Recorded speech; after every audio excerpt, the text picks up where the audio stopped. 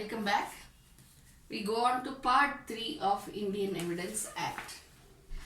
Part 3 of Indian Evidence Act talks about production and effect of document.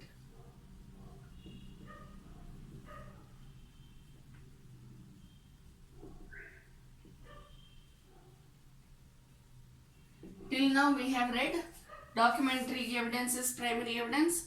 If document is there, then we don't need oral evidence, right? Except for a few circumstances situations in which oral evidence is needed instead of documentary evidence. Now we go on to part 3, which talks about production and effect of evidence. I'm sorry, not document, of evidence. So whatever is the evidence produced, whether it is documentary or oral, we have seen till now what happens when documentary evidence is given, what happens when oral evidence is given, right? So when can oral evidence be given? I'm sorry. So what will be the effect in that chapter 7?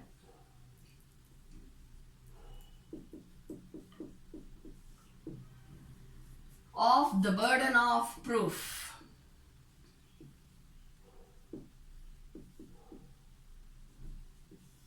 This is a topic which we all advocates know, burden of proof. But yet we are going to study here, okay, because it's a part of the syllabus, simple. We go to section 101, which speaks about burden of proof. What is meant by burden of proof? It is the responsibility. It is the duty of, it is the obligation of every party to prove their contentions. It's of common knowledge.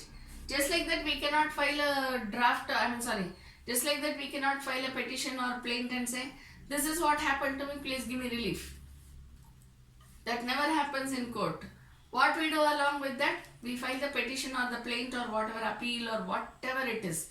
And then along with that, we produce the relevant documents. Right? Those relevant documents act as the prima facie evidence, and again further evidence shall be produced. Right?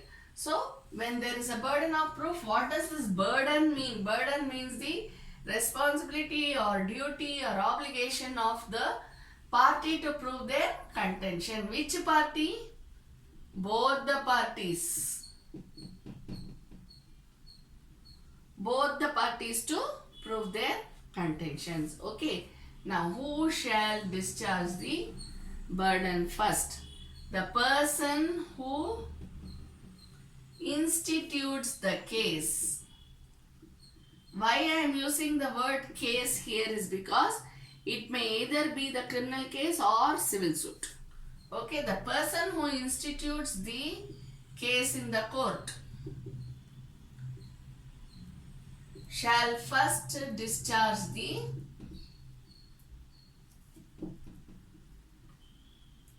burden of proof. Not blood pressure, burden of proof. Okay, the person who institutes the case in the court shall first discharge the burden of proof. Thereupon, it shall pass on to the other party. If I have to prove that I have a share in the property, then I have to produce the legal aid certificate, I have to produce whatever documents I have regarding the property. Just like that, I cannot say that I have a share in the property, I am also a co-partner in the property, so please give me a share in the property. First of all, I should show that there is a property, and that property is existing, and that I am a co-partner, I have a right over the property, and that the other party is the one who is responsible to give me the share. I should have a right, the other person should have a liability. Towards whom? I should have a right over the other person, right towards the other person. The other person should have the liability towards me. I cannot go and file a case against XYZ. Right? So all these, how will it has to be proved? It will be proved obviously by documentary or oral evidence. But apart from that, first the person who institutes the case, upon him the burden will lie to prove that whatever he has contended in the petition is true. Understand? So that is known as the burden of proof. See, it can be any subject matter. It can be that of the property. It can be that of the accused and this thing. So if it is a person, see, property or person, that's how we put it. Burden of proof, we will have to prove regarding the property and oblique or person, right? So if it is the property, then we have to prove that the property exists and it is that particular property which is the subject matter.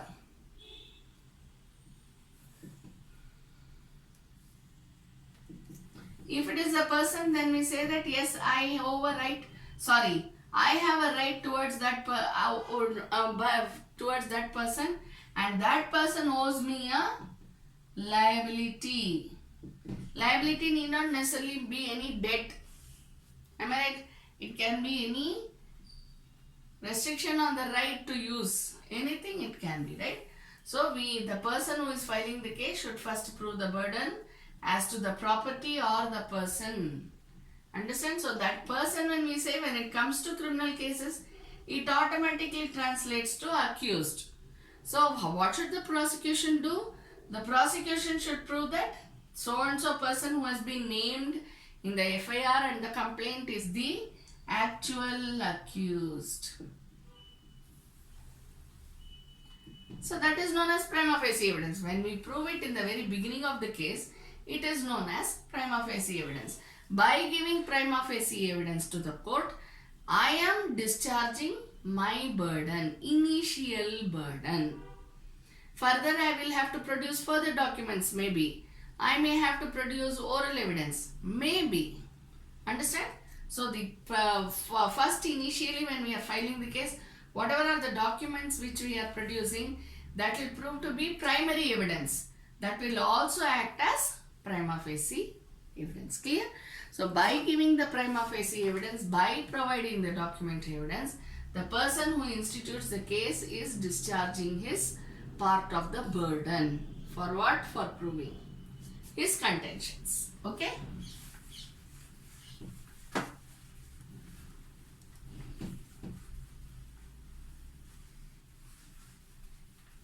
See, when we are doing this burden of proof, you should also remember section 32. When will it be considered as evidence? Section 32. Right? Person who is dead, person who cannot be found. If we summon the person, it would cause undue delay. If we summon the person, it would cause undue expense to the property. Right? So we should consider, we should keep in mind section 32 also. Understand?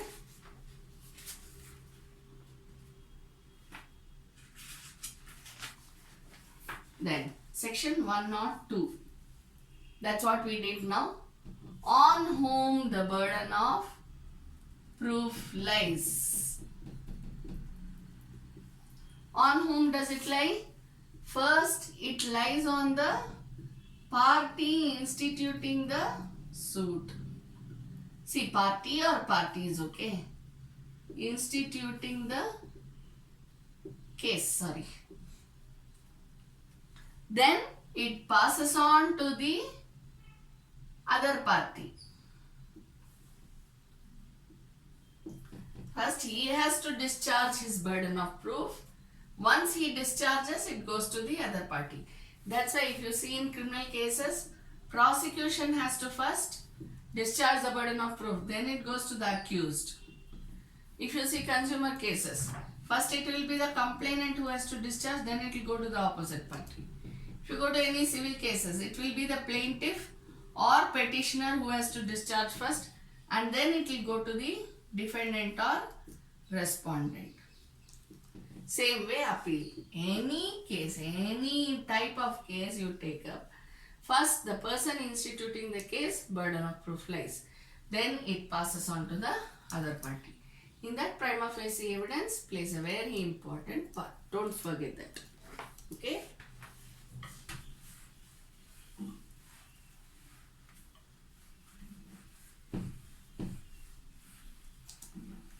Section 103. What does section 103 say? Burden of proof as to particular fact.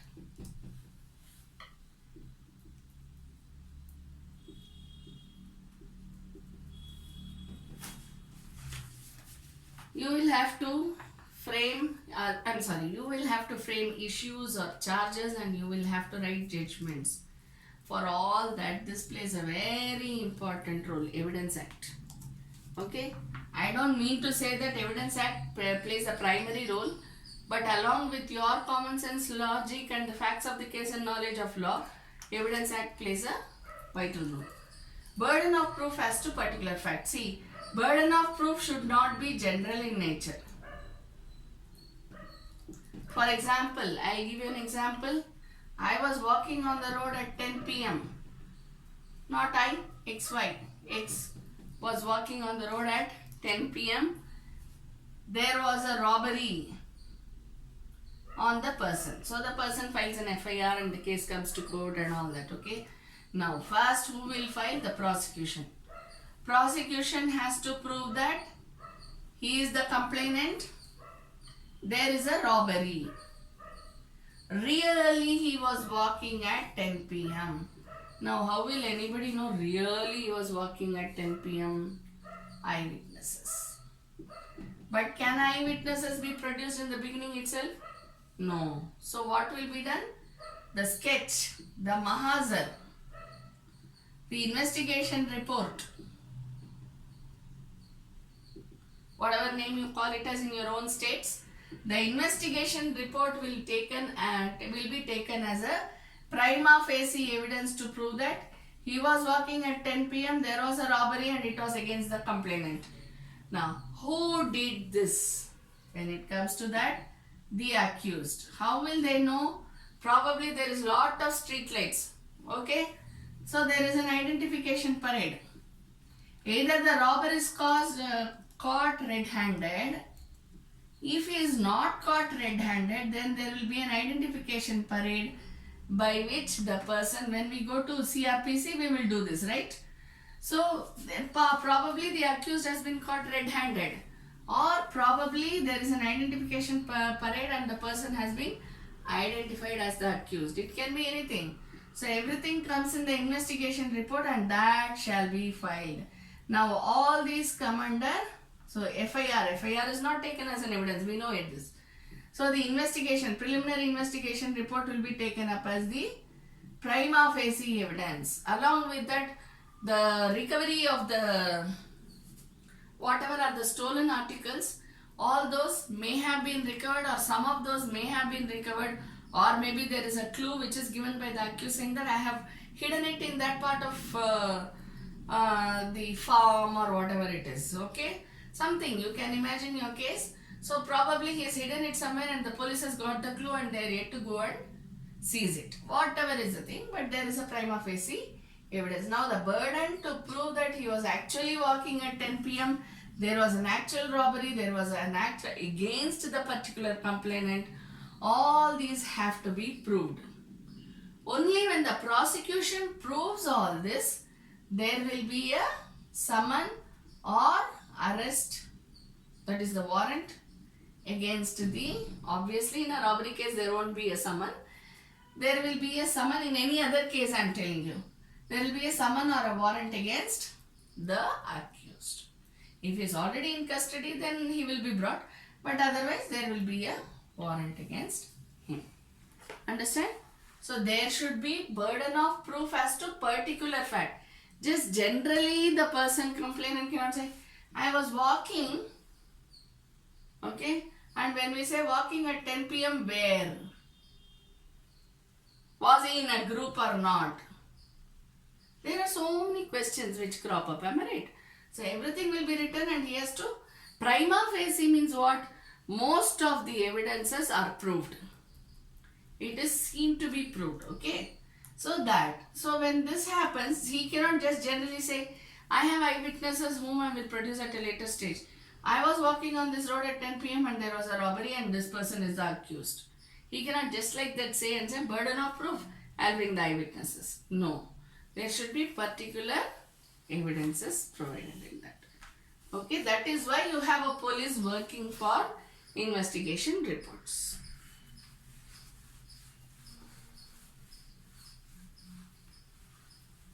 Same way, if you go to civil cases also, it's the same thing. You should prove that there is a property which exists, or there is a person against whom you have the liability, right? So each and everything should be proved. Otherwise, there will be a loophole. Am I right? Third one. Not the third one. Before that, we will do one more. Okay. That is the alibi. This is very common in criminal cases. What is alibi? Alibi means there is another person instead of him.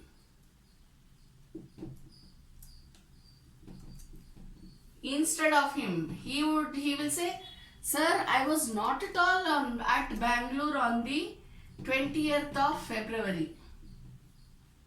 I was in Bombay. Mumbai, not Bombay. I was in Mumbai. Please see the train tickets which I have. Please see the flight tickets that I have. And he will produce it as prima facie evidence. Your Honor, please see the tickets. My onward ticket has been booked on 18th. And my return journey is only on 25th. Please see the tickets. And also see that I have the boarding pass. I have actually been in Mumbai. This is the hotel, whatever the bill that they have given. I stayed in so and so hotel for all these days. Right? So all these he will prove and say, it is not me who committed the offense. It is somebody else. This is known as proof of alibi. When he says, I am not the one, then the accused has to prove that he is not the one, it is somebody else. So how will he prove? He has to specifically prove the fact of alibi. Okay. We move on to the next section, section 104. What does 104 speak about? 104 speaks about the burden of proving fact to be proved to make evidence admissible. The burden of proving fact to be proved. Read this together, okay, when you are reading, so that you will understand. This should be read together. Burden of proving fact to be proved, comma. There is no comma in the Bare Act. I am telling you so that you can analyze better. Proved to make evidence admissible. Okay. Now what are we concentrating upon? We are no doubt concentrating upon the proof which has been produced. I am producing a document which says that I am the owner of so and so property, absolute sale deed. Okay, when I am talking about this absolute sale deed, burden of proving fact to be proved, I have to prove that I am the owner. I have to prove that I am the owner. So what am I providing? I am providing the absolute sale deed which is in my favor. Burden of proving fact to be proved. What I have to prove? The fact that I am the owner. To make evidence admissible. If I have to prove, the fact to be proved is what? That I am the owner. If I have to prove this and make the evidence admissible, can I give tax paid receipt and say, see, my name is there. I paid the tax for this year. You know that? Will I be considered as the owner? No. If I show a copy of encumbrance certificate, see, my name is there on the encumbrance certificate. Other than as a owner. Okay? If you have the continuation encumbrance certificate, you don't have the owner's name, right? So suppose I have applied for the copy, Therefore, my name is written there, Jayashree. Now, if my name is written, I can always show the code. See, my name is written on the income rent certificate. So, I am the owner. Can I prove like that? No.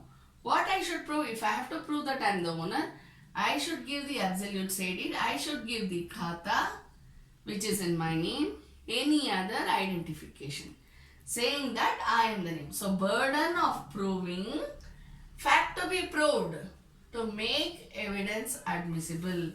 If I give some, say for example, if I am giving some, as I told you, if I am providing an EC which has my name on it, will it make the evidence admissible? No. Why? Because the EC does not contain my name as the owner. If the EC contains my name as the owner, then it is a valid admissible proof.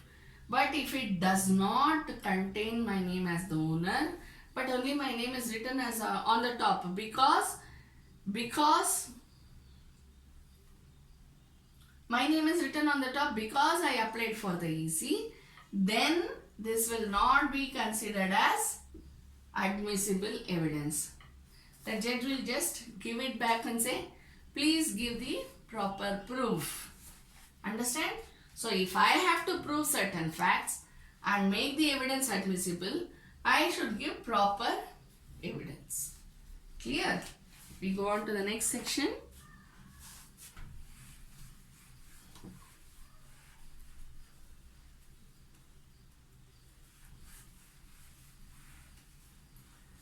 The next section, section 105. Burden of proving that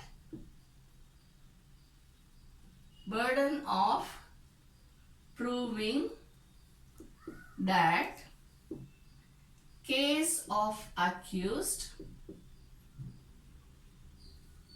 comes within exceptions. What are we talking about here? Exceptions. What exceptions? Are there any exceptions? Yes. Private defense.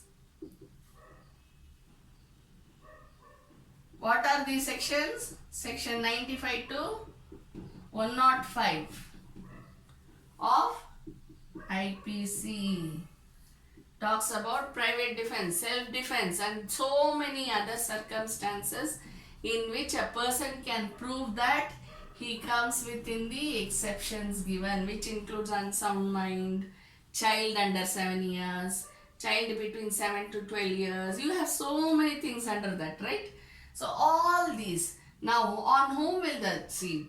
Earlier we read burden of proving fact to make evidence, and on whom does the burden of proof lie? First it lies on the prosecution. That's what we did.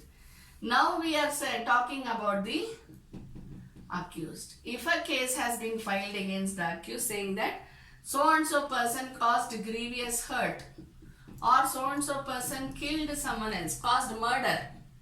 Don't say killed, murder. Okay, and it is proved as culpable homicide coupled with murder.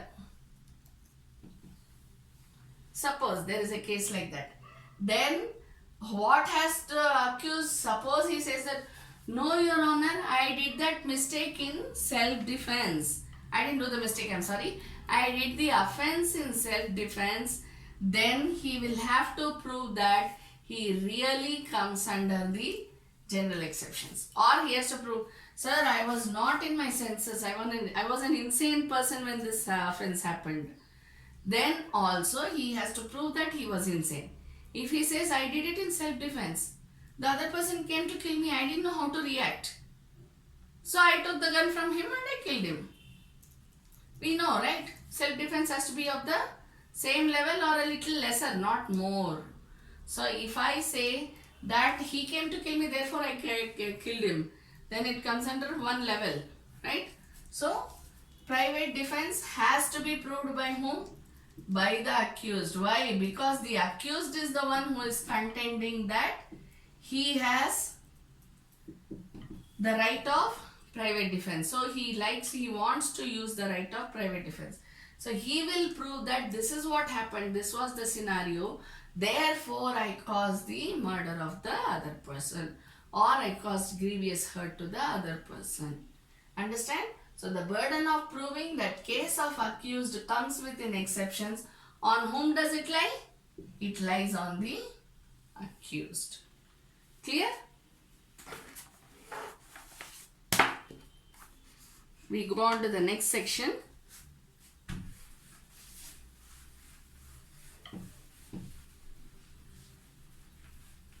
Section 106. Okay. Section 106. Burden of proving fact, especially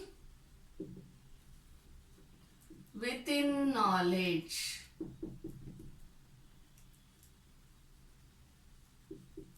What you will concentrate upon? The word especially. Why? Especially means specially. Probably it may also mean exclusively. Probably, not always, okay? But specially. Special knowledge. Okay, you have to remember that. Burden of proving fact, especially within knowledge. See, if there is a case for adultery and I say, if I am one of the neighbors and I say, yeah, I know that lady is like this man is like this, I give general comments. When I am called upon as a witness to the court, I should prove that I have the special knowledge that there is really a fact of adultery. I cannot just generally say, Your Honor, I heard the other woman talking to me like this. Or I cannot say, oh, nowadays everybody in the world does this. I cannot speak like that. I should be in a position to prove that I have special knowledge of the subject matter, of the cause of action or subject matter or whatever it is. Clear? Thank you.